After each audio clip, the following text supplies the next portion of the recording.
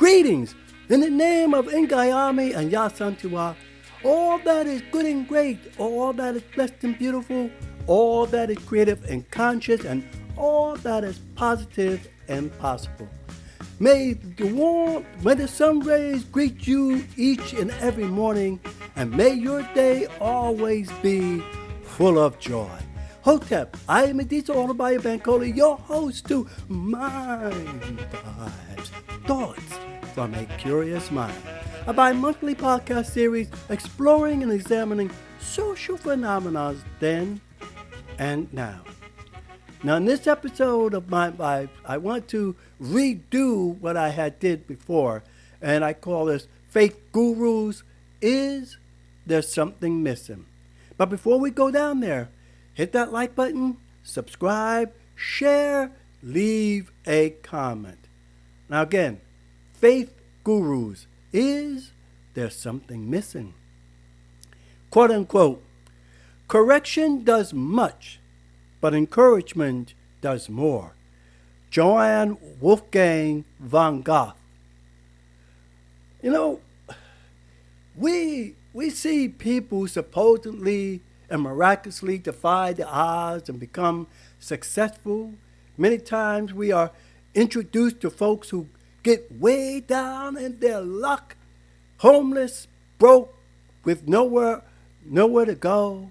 Suddenly, a miracle jumps out of the air. Some form of intervention comes in to rescue them from their poor existence, to hurl them into this gold pot at the end of the rainbow. One such from rags to riches story was about a young lady being interviewed by this TV host. Yet, with all this fascinating quote-unquote uplift stories, these quote-unquote faith fables, I can't help but think, what is the in-between? From this impoverished existence to this now lavish lifestyle. I understand many times why people fall into a life of poverty, or at the most, a life where misery is their constant companion. Many artists find solace into that mindset while trying to climb the ladder of creative and financial success. Yet again, I often wonder, with these faith gurus-like incidents, what part of the story is being left out? What is that missing element that turns things around? I mean, again, I understand people like Ted Williams, the quote-unquote, the man with the golden voice, who was on top of his game but failed due to his own mistakes and perhaps not being ready at the time. Steve often, in his discussion, Steve Harvey, in his discussion with another brother, states that when he was in his 20s, he was not, he would not have been able to handle this success simply because he was young and foolish.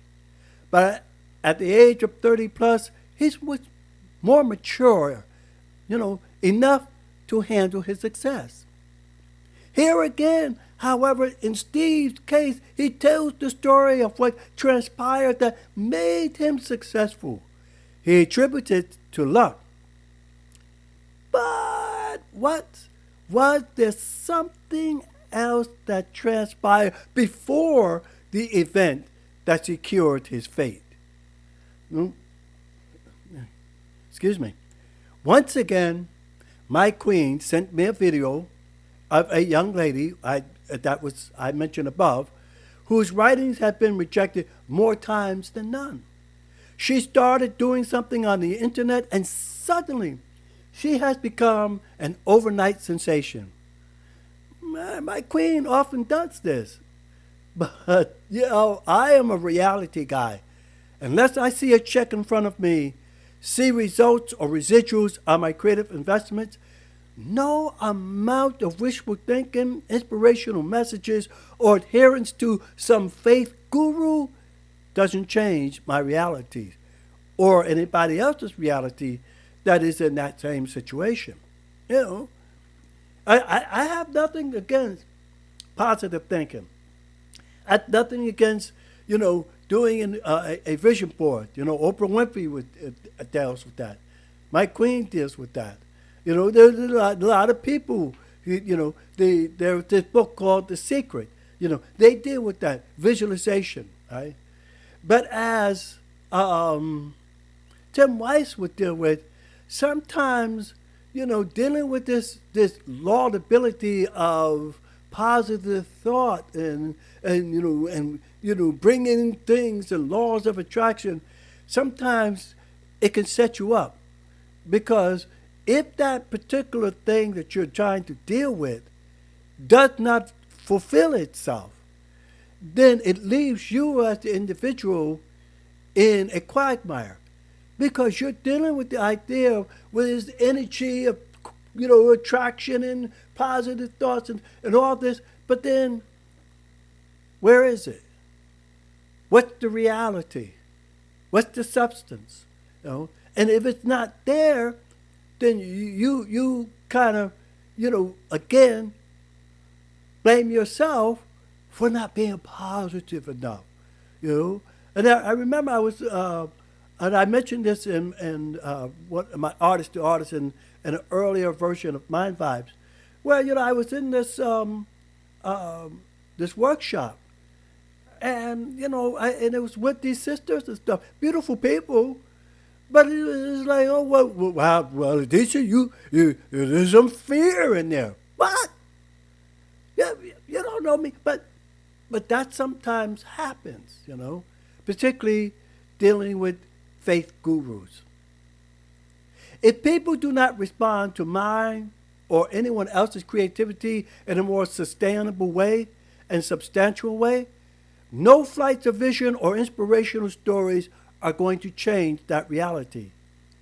The idea that what I or anyone else does affects someone somewhere is a noble thought, but not really comforting if I or anyone in my position am not a witness to it or being sustained by it, both economically or in admiration.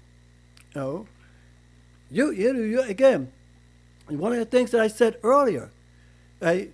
And I used Tyler Perry as an example. He was doing his one man show. And he brought out this theater, and he put it on every night, and one or two or three people come by, and that's a nice story. The same way with Whoopi Goldberg, the same way with Al Pacino and Dustin Hoffman. Those are really nice stories, and they're good. They're feel good stories. That they're nice, right? But the simple fact is, you as an individual, if your product does not sell, if your service is not needed or desired, if your creativity does not catch somebody, you could have all the talent in the world. But if no one's going to buy that product just sits on the table. If no one is going to, come and see your show, then that's all you're doing is playing for an empty audience or an empty camera.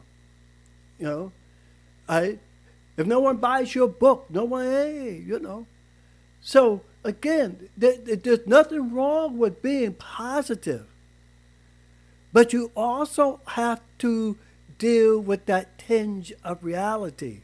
You could do it 90% positive, but you got to deal with that 10% that is still real, because that's the real world out there, and it is not a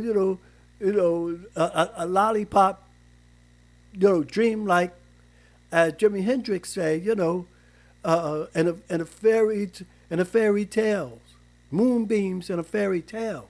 No, right? Though I have been told that humility is a great virtue, but like others, it must be in that space and place where my humility is warranted, or otherwise my being humble for my quote unquote success isn't worth it if I don't have it.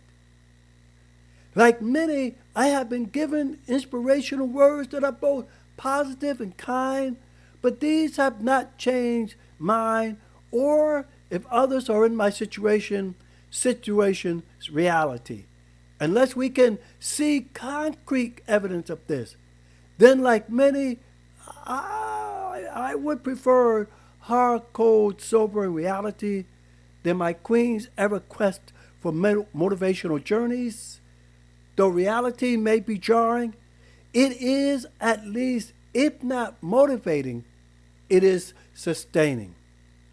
I think the words by Pablo Picasso said it best when it comes to the idea of positive, when he states, quote unquote, every positive value has its price in negative terms. The genius of Einstein leads to Hiroshima. I'm not suggesting to not have positive thoughts or beliefs, but sometimes we should not get too caught up in the idea that being positive and having positive thoughts, although good, but can be devastating when reality hits. Oh. And as a society, yes, we like being positive. We'd like to see a utopic society. We'd like to believe there is this goodness and people and stuff. But we cannot be blinded by faith. We cannot have blind faith. Because if you do that, you obscure the reality. And sometimes the reality can be deadly and devastating, right? But again, like hold on to the dreams. You don't give them up. Hold on to the spirit of possibility. You don't give it up. Deal with those thoughts that are positive and energy. You don't give it up. But what you don't do is you don't fly on the wings of fantasy. It's like Tim White says, many of the things that happen is luck. And for many of those who are in the creative field, that's what it is. It's sometimes 10% talent, 90% luck. And Whoopi Goldberg talked about that. She got ghost because somebody liked her and said, oh, you know what? I want her to be in this role. Luck. But don't depend on it. But keep the attitude of possibilities and probabilities and positiveness close to you. Just make sure that your feet are planted on the soils and the green grass of earth. This is the Digital Biobank Holy say, may we all strive to bend the arc of justice towards humanity and believe that love and peace can be achieved. Madasi P.